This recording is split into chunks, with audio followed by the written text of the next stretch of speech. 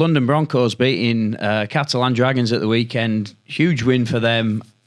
Really great to see, and it's been coming a while, but I didn't expect to see it against Catalan Dragons. Two sides outside the heartlands.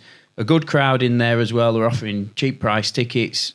Just a all-round good rugby league news story, I thought. Yeah, and if you're ever anywhere near the capital, go and take in a game there. If nothing else, they've got like some of the best paninis you'll ever have in your life. Like we had one. It was huge. It's like the size of your freaking arm. Good paninis. You know, it's a great panini. But you know, and a great stadium as well. So no, I didn't expect this win. And it opened up the whole IMG debate again because they had David Hughes. Sky Sports interviewed David Hughes at half time, and he alluded to, I thought, that there may be some movement in how the grading's going to happen. He didn't say it as such, but I don't know. Did you take that from his interview? I think you've got to be very careful. I think he kind of kept his cards close to his chest, whether they're in discussions with IMG and the RFL. I mean, obviously they will be. He said something like, I don't want to comment on that too much, but hopefully there'll be a little bit of movement, is what he said. Yeah. So that seems to suggest to me that there could well be some changes coming in how the teams are assessed. Yeah, but I mean, of course, it's not beyond the realms of possibility.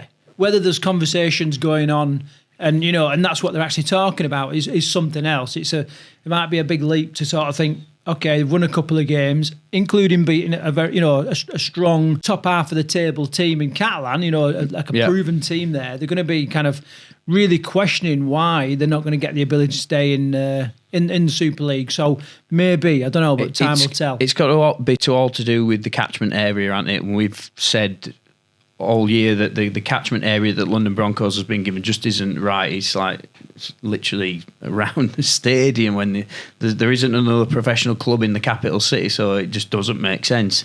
Yeah, but they also spoke about the fact that they've done, in their history, they've looked at like the last 3 years in order to be contenders for Super League. And what they were saying was like out of the 27 years of Super League, they've been involved in the Super League for like 20 seasons. 20 seasons out of the 27 years. So then you've got to throw it back and say, okay, well, there has been a side in London for 20 years. 20 years out of the 27 Super League years. Should we have seen a bit more progress in that time? Yeah, no. It opens a whole debate, that does. Yeah, there is lots of talking points around this, and what we need is a couple of insiders that know what's truly going on and what was truly behind the decisions to fill us in on this. Otherwise, everything else is just speculation. I think we need London Broncos in the Super League, and I just think they have to. You know, they're just exempt from it for however many years. I think we need a strong team in the capital city.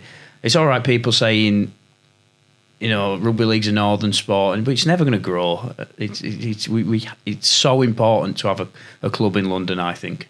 But there will be a club in London. It just won't be a Super League team. I think it's so important that we have a top flight club in London. They have to stay, in my opinion. Yeah.